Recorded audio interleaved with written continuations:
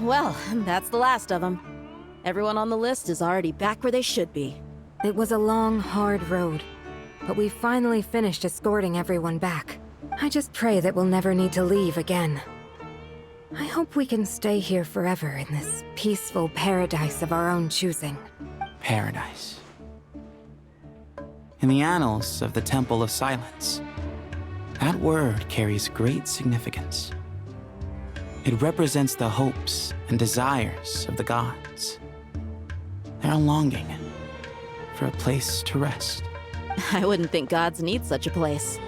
People always think they're the only ones who can lose their homes. They forget that gods too need a place to reside. As the Goat King once said, "A god without his people shall cease to exist." Gods need their believers every bit as much as their believers need them. Only we can truly understand how much the desert faith has faded over the centuries. But we still talk about the gods as though they're part of our lives. Given the myriad ways in which gods and humans interact, I'd say they really are. How else could Dunyarzad consider the Dendro Archon a friend? Well, that sounds about right to me. Describing them as friends sure makes us feel a whole lot closer. If you told me a few years back that I'd have this many friends, I'd have called you a liar. Belief is a choice, just like friendship. We've made our choices through battle. The right ones, wouldn't you say? I'll be heading back to the Temple of Silence. I heard the Goat King and the Ibis King decided to pay us a visit. How about you? It's back to Aru Village for us. Still plenty of supplies to distribute and people to help. Until next time, old friend. As long as you can find the time, you're always welcome to visit us in Aru Village. Right back at you. Make sure to drop by the Temple of Silence the next time you're free. Where it is that two of the other 7 pillars, Shezapang and Bennu, might also be dropping by. Since you're wearing the symbols of their power, it'd only be fitting if you came to see them for yourselves. Dropping by? That makes it sound like they're visiting a neighbor's home. Well, the temple was founded by Hermanubis, so I guess to them, that's exactly what it is. Guess that's true. All right. We'll make sure to find time to stop by. Stay safe on your journey home. I will.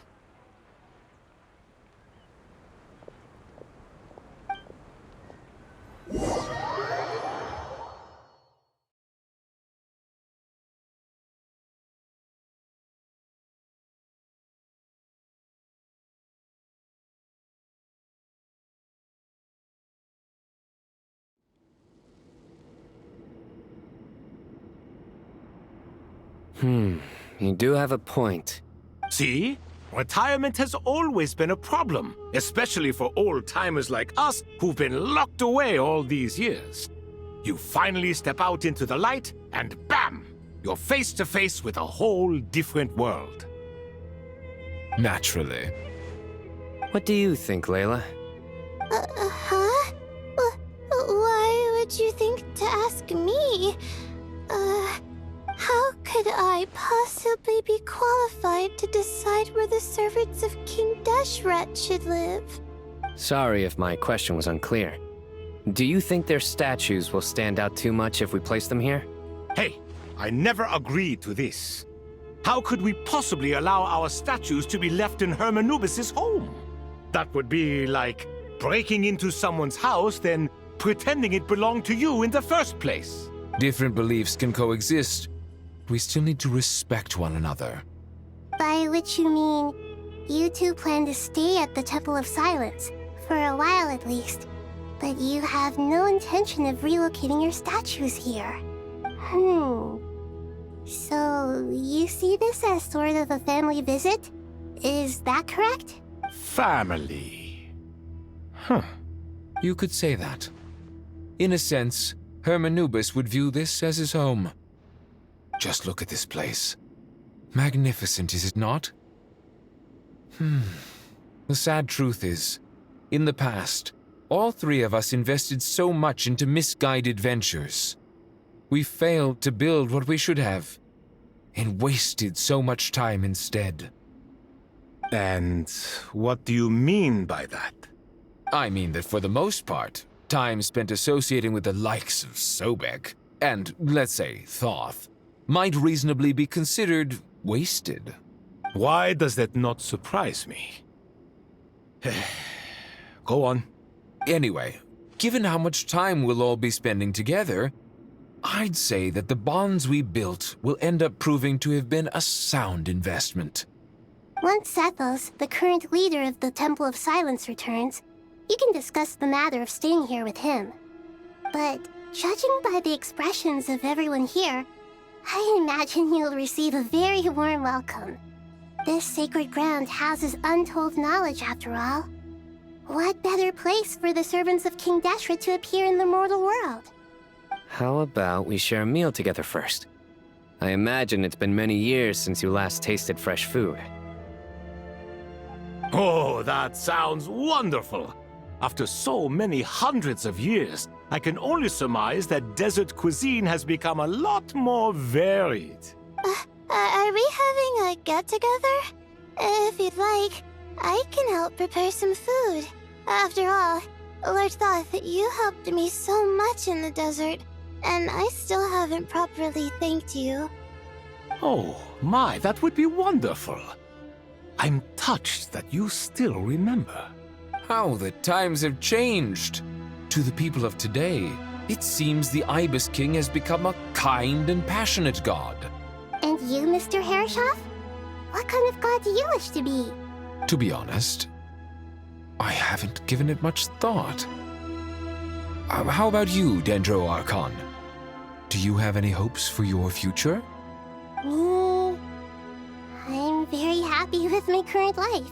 Forgive my bluntness, but you do not seem to derive your authority from majesty and might, like Lord Al-Akhmar.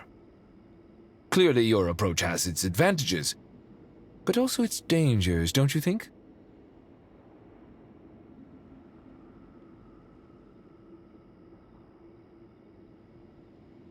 I do, but projecting a majestic front doesn't really suit me. Besides, my relationship with others isn't simply one of a god and her people. Not putting on airs might earn you more adoration. Exactly. Besides, I really like parties where everyone brings their own food, and we all come together to share. You should join us.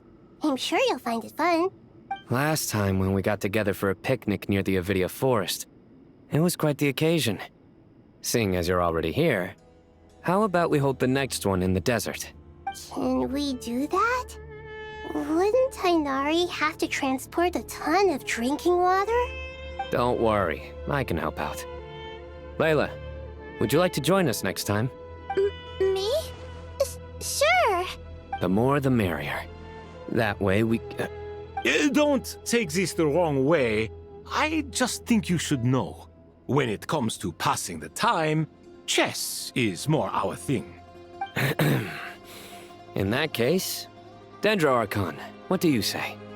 If I were to compete against you, I can't say with certainty I'd win, but I certainly wouldn't mind giving it a shot. Where's Sobek? I'm sure he'd be good for a few rounds. Cards, cards, cards! I'll always prefer chess. I wonder what variant of chess we're talking here. Mr. Thoth, is there some sort of astrological significance to this game? Oh, I'm glad you brought that up. As long as the leader of the Temple of Silence agrees, we can search Hermanubis' place for books to teach you how to play.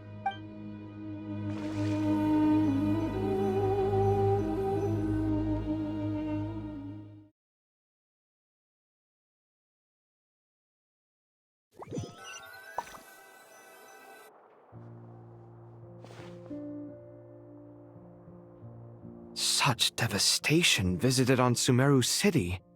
So many houses destroyed or damaged in the fighting. Who could have foreseen this? Look at all of this. It's going to take me forever to tidy up.